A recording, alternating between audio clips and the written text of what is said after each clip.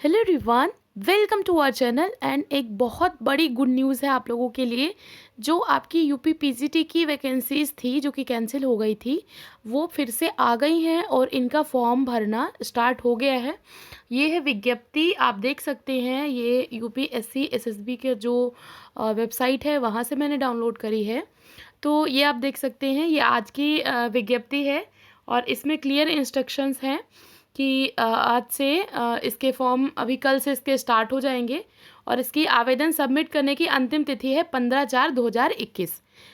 तो 15/3 से इसको आज मतलब आज आया है और कल से इसके फॉर्म भरने स्टार्ट होंगे और 15 अप्रैल इसकी लास्ट है। थोड़ा सा देख लेते हैं किस विषय में कितने पद हैं और शैक्षिक योग्यता क्या है, ठीक है। और उसके बाद बाकी जो डिटेल्ड जो वीडियो होगी वो उसके बारे में मैं कल बताऊंगी। तो सबसे पहले तो देख लेते हैं डेट्स। तो पहली डेट मतलब कब से आपका फॉर्म शुरू हो रहा है, तो 16 से मतलब कल से आपका फॉर्म शुरू हो जाएगा भरना। कल से फॉर्म यूपी पीजीटी की जो वैकेंसी कैंसिल हो गई थी, ठीक है, किसकी है ये? यूपी पीजीटी, जो इंटर कॉलेज की वैकेंसीज थी जो कैंसिल हो गई थी, ये उसकी वैकेंसी है, फिर से आ गई हैं और कल से ये फॉर्म भरना स्टार्ट हो जाएगा। आवेदन जो शुल्क है वो भी कल से ही जमा होना प्रारंभ हो जाएगा। और जो अंतिम तिथि है ऑनलाइन पंजीकरण करने की, मतलब रजिस्ट्रेशन करने की जो अंतिम तिथि है वो है 11 अप्रैल। 11 अप्रैल तक आप ऑनलाइन रजिस्ट्रेशन कर सकते हैं। और आवेदन शुल्क जमा करने की जो अंतिम तिथि है वो है 13 अप्रैल और आवेदन सबमिट करने की अंतिम तिथि है 15 अप्रैल, ठीक है। तो मान के चलिए आप 10-11 अप्रैल तक अपना फॉर्म सबमिट कर दीजिए तो बेहतर रहेगा। और कल से इसके फॉर्म भरने शुरू हो गए हैं, तो मैं तो सजेस्ट करूँगी कि आप स्टार्टिंग में ही ये फॉर्म फिलअप करना अपना कर दीजिए तो बेहतर रहेगा। आप थोड़ा सा देख लेते हैं इसकी जो वैकेंसीज़ वगैरह हैं उसके बारे में। तो अभी मैं आपको बताऊंगी विषयवार किस विषय में कितने पद हैं। तो ये है पीजीटी का, इसमें हम देखेंगे हिंदी में टोटल पद हैं 363।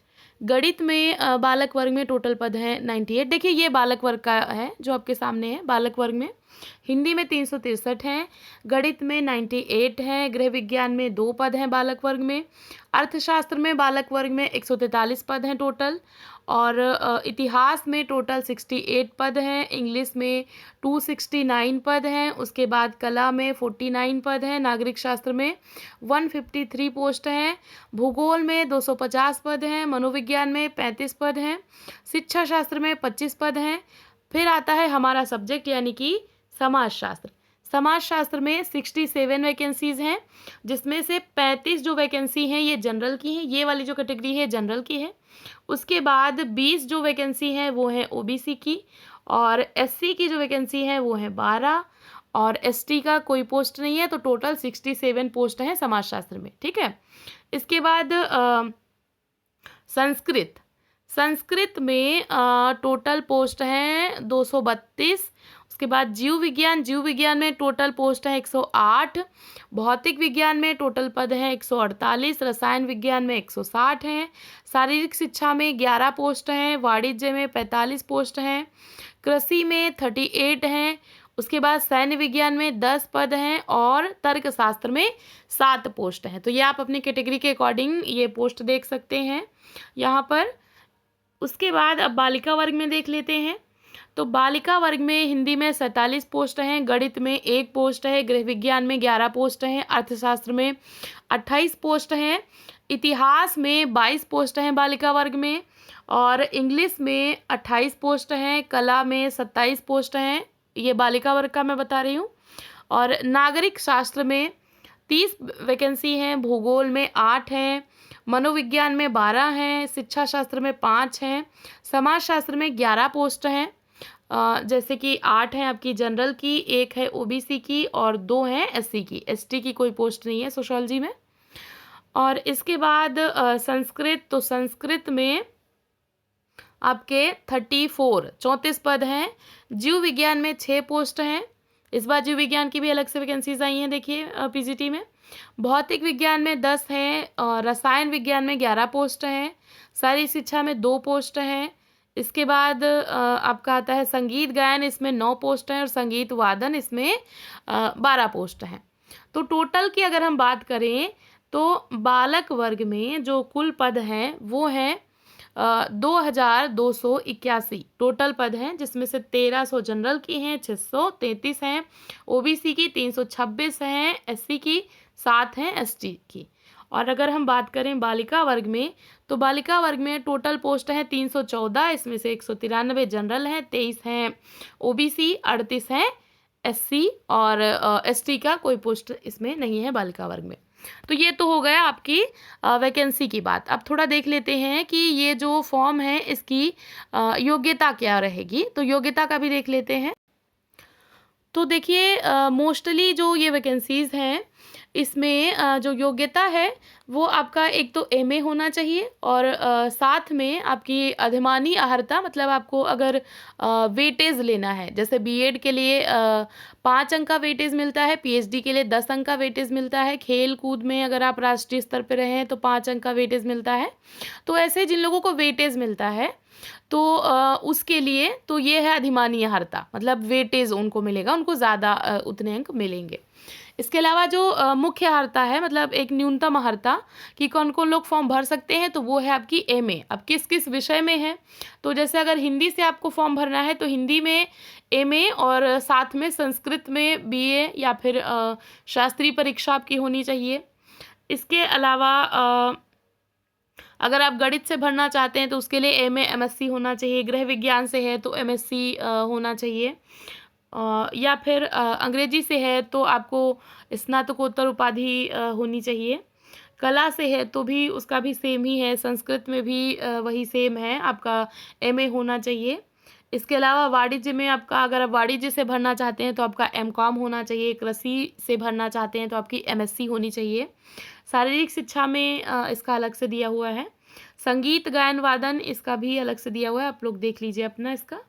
इसके अलावा अर्थशास्त्र, इसमें भी आपका एमए होना चाहिए। तर्कशास्त्र में इसमें भी वही है, आपका स्नातकोत्तर उपाधि होनी चाहिए। नागरिक शास्त्र, इसमें भी आपका एमए होना चाहिए। इतिहास, इसके लिए भी न्यूनतम जो योग्यता है वो एमए है। भूगोल है तो अगर आपका एमए है तो आप फॉर्म भर सकते हैं।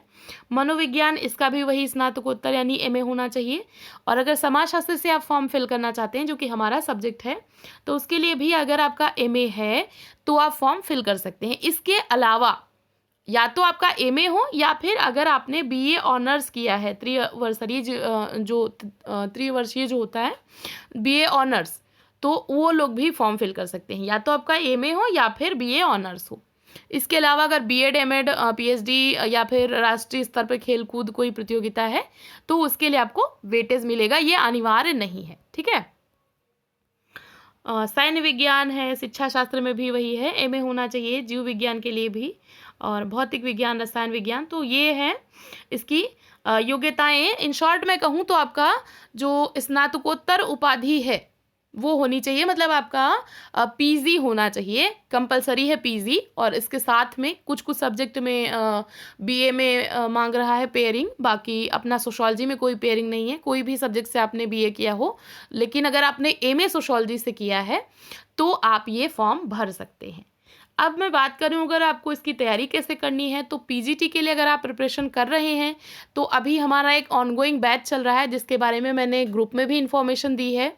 साथ ही अभी मैंने एक वीडियो भी पोस्ट करी थी, तो वहाँ से आप इसको ज्वाइन कर सकते हैं और आप अपना फुल कोर्स इसमें आपको कवर अप करवाया जाएगा। साथ में आपको नोट्स दिए जाएंगे, आपको क्विज़ भी करवाई जाएंगी, ताकि आपका एक तो सिलेबस कवर हो जाए, दूसरा आपका रिवीजन होता रहे, और तीसरी चीज़ है आप प्रैक्टिस भी करते रहो। और एक सही स्ट्रेटजी के साथ में, क्योंकि मैंने खुद क्वालिफाई किया है तो मुझे पता है कि क्या क्या चीज़ें आपको करनी चाहिए, क्या क्या फॉल्ट आपको नहीं करनी चाहिए, ये सारी चीज़ें मुझे पता है। तो अगर आप उसको ज्वाइन करना चाहते हैं तो आप उसको ज्वाइन कर सकते हैं। अगर उसका लिंक की मैं बात करूं तो डिस्क्रिप्शन बॉक्स में मैं इस वाले वीडियो में भी डाल दूंगी उसका लिंक, पेमेंट पेज का। इसके अलावा एक पहली वीडियो भी बनाई है, तो वहाँ से भी आप उसको देख सकते हैं, उसकी इन्फॉर्मेशन ले सकते हैं, या फिर आप हमारे टेलीग्राम ग्रुप के साथ जुड़ करके जो भी इन्फॉर्मेशन है वो ले सकते हैं। तो अब थोड़ा सा देख लेते हैं इसकी फ़ीस के बारे में। तो ये रहा आवेदन शुल्क, आप इसको देख लीजिए। अगर आप सामान्य श्रेणी से हैं तो आपका जो आवेदन शुल्क है वो 750 है, ठीक है। 700 आवेदन शुल्क है और ऑनलाइन प्रक्रिया का शुल्क 50 है, तो 750। EWS को 650। अन्य पिछड़ा वर्ग इसका भी 750 रुपये है आवेदन शुल्क। अनुसूचित जाति यानी SC के लिए 450 है और ST के लिए 250 है। तो ये है आपका शुल्क। आई होप आपको इम्पोर्टेंट जो इन्फॉर्मेशन है वो मैंने दे दी है। इसके अलावा ये पूरा जो डिटेल्ड नोटिफिकेशन है, इससे रिलेटेड एक एक जो भी इन्फॉर्मेशन है वो मैं इस पे एक अलग से वीडियो बना दूंगी कल। अभी काफ़ी रात हो गई है, तो अभी के लिए आप इतना अच्छे से समझ लीजिए और कल आप जा कर के इसको फॉर्म को फिल कर दीजिए। बाकी कोई भी इन्फॉर्मेशन चाहिए हो तो आप कमेंट बॉक्स में पूछिए। अगर मुझे आपका सवाल सही लगेगा तो मैं ज़रूर उसका रिप्लाई करूँगी। तो ऐसे ही पढ़ते रहिए, अपने गोल की तरफ आगे बढ़ते रहिए। वीडियो देखने के लिए थैंक यू सो मच।